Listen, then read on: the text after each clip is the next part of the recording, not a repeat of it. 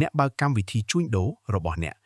ពិនិត្យមើលឆាតម្ដងទៀតអ្នកប្រាប់ខ្លួនឯងថាការជួញដូរមួយនេះពិតជាសមហេតុផលហើយនៅពេលនេះប៉ុន្តែការពិតវាប្លែកខុសពីអ្វីដែលអ្នកជួញដូរភាគច្រើនបានដឹងទៅទៀតមនុស្សដែលឆ្លាតវៃបំផុតតែងតែខាតបង់ប្រាក់នៅក្នុងទីផ្សារជារៀងរាល់ថ្ងៃ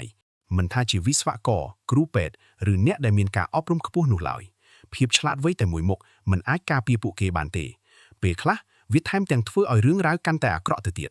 ហេតុអ្វីពីព្រោះខួរក្បាលរបស់អ្នកមិនមែនត្រូវបានបង្កើតឡើងសម្រាប់ទីផ្សារនោះទេ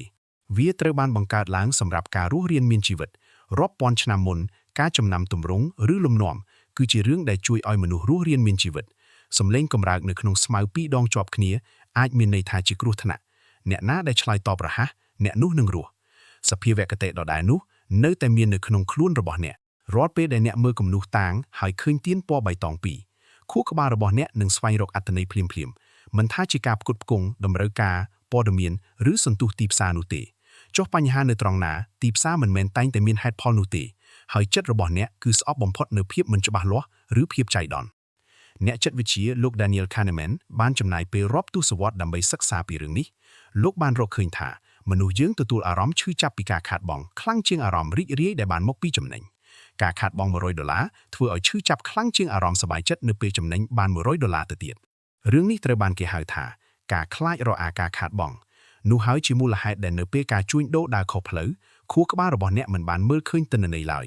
តែវាទទួលដឹងនៅការឈឺចាប់ដូច្នេះជំនួសឲ្យការកាត់ខាតអ្នកបែរជាកាន់វាទុកអ្នករងចាំអ្នកសង្ឃឹមអ្នកហៅវាថាជាការអត់ធ្មត់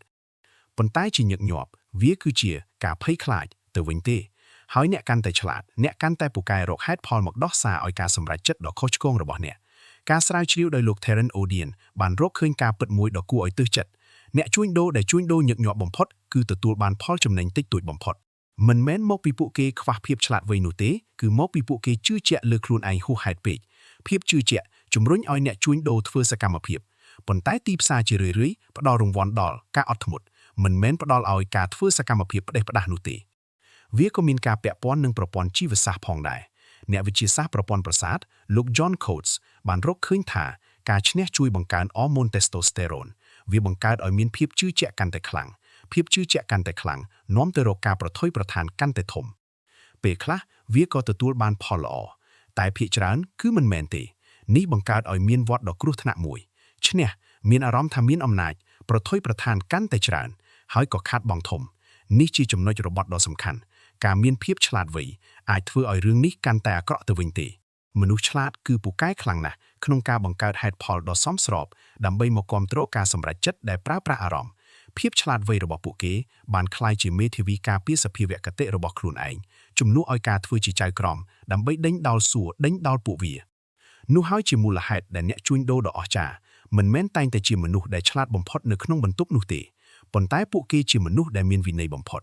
ពួកគេបង្កើតច្បាប់វិន័យនៅក្នុងពេលដែលចិត្តស្ងប់ដើម្បីកុំឲ្យអារម្មណ៍គ្រប់គ្រងពួកគេនៅពេលមានសម្ពាធកាត់ខាតឲ្យបានលឿនគ្រប់គ្រងហានិភ័យបណ្ដោយឲ្យផលចំណេញបន្តកើនឡើង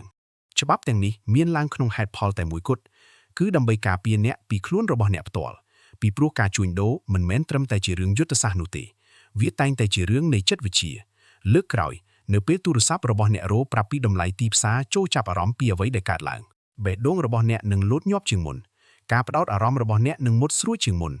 ខួរក្បាលរបស់អ្នកគិតថាវាបានមើលឃើញទម្រង់ឬលំនាំច្បាស់ណាស់ប៉ុន្តែចូលចងចាំរឿងនេះវាមិនមានសត្វសាហាវណាដេញចាប់អ្នកឡើយវាមិនមានគ្រោះថ្នាក់អ្វីទាំងអស់វាមានតែតម្លៃទីផ្សារតែប៉ុណ្ណោះហើយភាពជោគជ័យក្នុងការជួញដូរមិនមែនស្ថិតនៅលើភាពឆ្លាតវៃគ្រប់គ្រាន់នោះទេប៉ុន្តែវាស្ថិតនៅលើការដឹងថាពេលណាដែលមិនគួរជឿជាក់លើខ្លួនឯងពី Matika Traders Hub